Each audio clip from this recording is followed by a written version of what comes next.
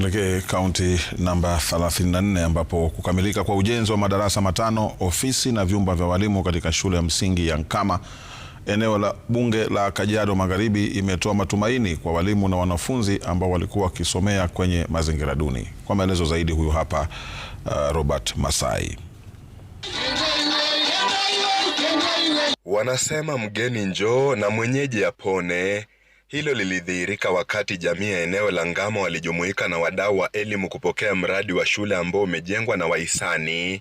Mradi huo unajumuisha madarasa mapya matano, nyumba za walimu, afisi, jikoni na vyoo. Awali mazingira yaliyojaa dhiki ndiyo yalizingira shule hii, wanafunzi wakilazimika kusomea chini ya miti kwa kukosa madarasa. Shule haikuwa na maji,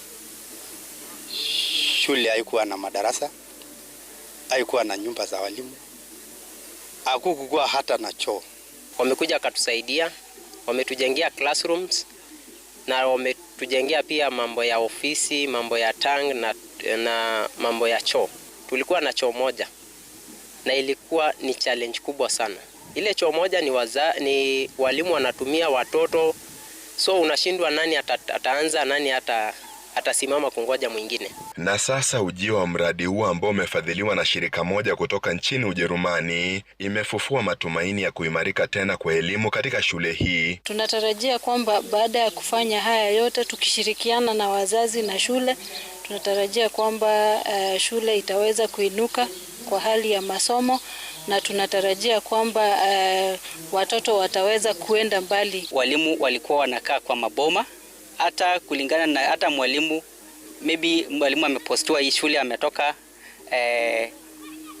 mbali, anakuja tunaombea mahali pa kukaa kwa maboma. Saa hizi tumepata teachers quarters na walimu wote wamekuja ndani ya shule, wana board ndani ya shule. Bado changamoto ya miundo msingi ni kikwazo kwa ukuaji wa elimu Kajiado Magharibi, wadau wa elimu wakisema hali hiyo imechangia kudorora kwa viwango vya elimu na kusababisha wanafunzi kuacha masomo katika umri mdogo. Taabu zile zimekumba shule za hapa ni ya kwamba wako na shida ya madarasa ambayo tunaita infrastructure, distances of children to school, mambo ya mabarabara, mambo ya maji, na saa ingine malisha wanafunzi katika shule. And the infrastructure that is available in the school, most of the children are learning under trees. Tunajua pia maji ni shida, na kwa muda unaokuja watahitaji suluhisho la kudumu kama kuweka borehole, na tunaomba kwamba kama kutakuwa na wahisani wataweza kuja kwa sababu kuna matangi ya kuweka maji. Na japo wafadhili hao waliingia katika shule ya Ngama na kubadilisha hali, bado kuna uhitaji mkubwa wa kuimarishwa kwa miundo msingi hapa Kajiado Magharibi.